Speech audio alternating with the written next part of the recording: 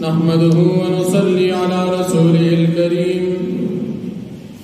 أما بعد فأعوذ بالله من الشيطان الرجيم بسم الله الرحمن الرحيم وقالت طائفة من أهل الكتاب آمنوا بالذي أنزل على الذين آمنوا وجه النهار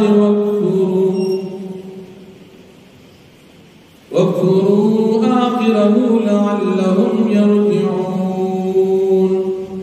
صدق الله العظيم. سورة آل عمران دریم پارات او یایم نمبر آیت دی تدی رکو دا مخی رکو سرا ربط او مناسبت دادی چه با مخی رکو کی دا اہل کتاب و قباحتنا ذکر شد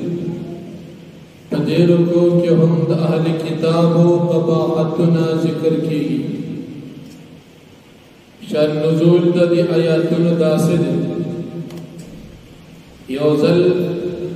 اہل کتاب و یہودیان و بخبل منس کے مشورہ اکڑا چھ منگ با دروازے پر شورو کی پدے پیغمبر باندی دا ایمان اظہار اکڑا آمنگ با اوائیو چھ دا پیغمبر ہم منو قرآن ہم منو بیا چھ کلا دورز آخر شی یعنی مازی گری شی بیا منگ اعلان کو چھ دا آغا پیغمبر ندے کم دا آخر زمانے پیغمبرو منگ واپس کل دن توڑی نو پدین طریقے سرابا دا مسلمانان پس احلن کی شکوک پیداشی صحابہ او مومنان کا بشک کی بروزی چھ دا اہل کتاب بڑیر وی علم والدی کچھ دوی دروز ایمان روڑو او اسی دا پیغمبر معلوم کچھ دا رشتون پیغمبر ندین ایمان پریخولو دا دی دا وجنبا مسلمانان دا خپل دین اسلامنا لرشی او خپل دین بپریک اللہ پاک نبی کریم صلی اللہ علیہ وسلم تدا آیاتن نازل کرل او دا کافران و اہل کتابو پا مشورہ باندی مومنان خبردار کرل چی دا دبی و منصوبہ دا تاس مسلمانان پخپل ایمان باندی مطمئن اوسے بلدی اہل کتابو پخپل منس کی دا خبر اکڑا چی ایمان پا ظاہر کو خبزر کے بمن ایمان نتسلیمو تصدیق بے پزر کے نکو صرف پخلیب ہوایو چھ منگ مسلمانان اللہ رب العالمین فرمائی چھ دا اہل کتاب یہودیان پدی پیغمبر باند ایمان نروڑی دا وجی دا حسد او دا کینینا حالانکہ دوی تم خمالوم دا چھ دا آخر زمانے پیغمبر دا پیغمبر دے لیکن دوی پدی باند حسد کی دی چھ دوی تا کتاب تورات انجیل زبور پشان کتاب دی پیغمبر تا ولی ملو شو یا سنگا منگا زمن پیغمبر تا دن ملو شویو او نبوت برتا ملو شویو دا غرنگی دی پیغمبر تا دا نبوت ولی ملو شو نپدی بنا باندی دوی حسد کئی اللہ پاک نبی علیہ السلام تا فرمائی چی دوی تا او آیا دا خود اللہ رب العالمین فضل او انعام دی دا اللہ پہ اختیار کی دی چاہتا چا اللہ پاک دا خپل فضل او نبوت او رسالت چاہتا ورکی کتاب چاہتا ورکی وحی پچا نازلی دا اللہ پاک وخدا دا اللہ پاک علم فراخ دی دا اللہ رب العالمین تخصیص دا رحمت چی چاہتا اللہ پاک اغواری اللہ پاک خاص کئی چاہتا چا اللہ پاک بل رحمت نازلی دا اللہ پاک وخدا یہودیان دی پدیبان حسد او کینن نکے ذکر اللہ پاک مخی نور پیغمبرانت نبی نبوت و رسالت ورکڑی وی تو قدیم پیغمبر تے ورکر قدیم کی حسد ضرورت سے بلدی اہل کتاب و بالقباحت اللہ پاک ذکر گئی چی بدی اہل کتاب کی بازی داسی دی چی اغا نیکان دی اغا امانت دار دی کسوک ورد امانت ورکن امانت برو واپس گئی خو بعضې پکې داسې دي لکه کعب بن اشرف یهودي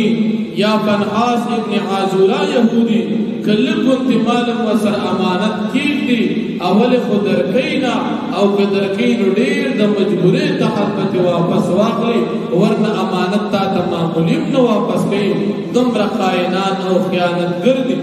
او دې ځان ته د دې خیانت دپاره وجه لټوي دی وی چې موږ د چا نه مال واخیستو